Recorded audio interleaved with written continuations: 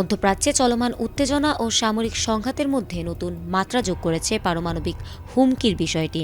তেহরানকে কেন্দ্র করে উত্তেজনা বৃদ্ধির প্রেক্ষাপটে মার্কিন প্রেসিডেন্ট ডোনাল্ড ট্রাম্প জানিয়েছেন, যদি যুক্তরাষ্ট্র ইরানের ওপর সামরিক পদক্ষেপ না নিত তবে দেশটি মাত্র 2 সপ্তাহের মধ্যে পারমাণবিক অস্ত্র অর্জনের সক্ষমতা পেত। এই মন্তব্যকে তিনি যুক্ত করেছেন চলমান যুদ্ধ পরিস্থিতির গুরুত্ব বোঝাতে।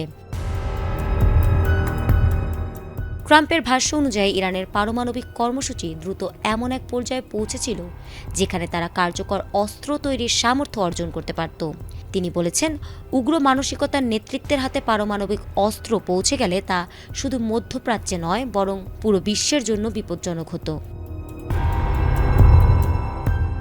সাম্প্রতিক উত্তেজনার প্রেক্ষাপটে যুক্তরাষ্ট্র ও ইসরায়েল যৌথভাবে ইরান সংক্রান্ত বিভিন্ন স্থাপনায় হামলা চালিয়েছে। যদিও ইরান বারবার দাবি করেছে তাদের পারমাণবিক কর্মসূচি শান্তিপূর্ণ এবং বিদ্যুৎ উৎপাদন সহ বেসামরিক উদ্দেশ্যেই পরিচালিত।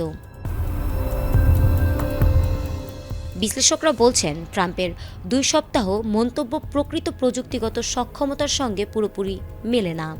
পারমাণবিক বিশ্লেষকদের মতে পূর্ণাঙ্গ অস্ত্র তৈরি করতে আরও সময়, প্রযুক্তি ও পরীক্ষা নিরীক্ষার প্রয়োজন হয়, ফলে বাস্তব পরিস্থিতি রাজনৈতিক বক্তব্যের তুলনায় জটিল।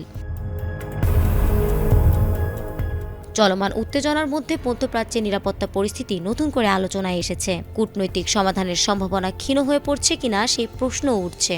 পরিস্থিতি কোন দিকে মোড় নেয় তা এখন নির্ভর করছে সংশ্লিষ্ট দেশগুলোর পরবর্তী পদক্ষেপের ওপর। ফারহানা হক, এটিএন বাংলা।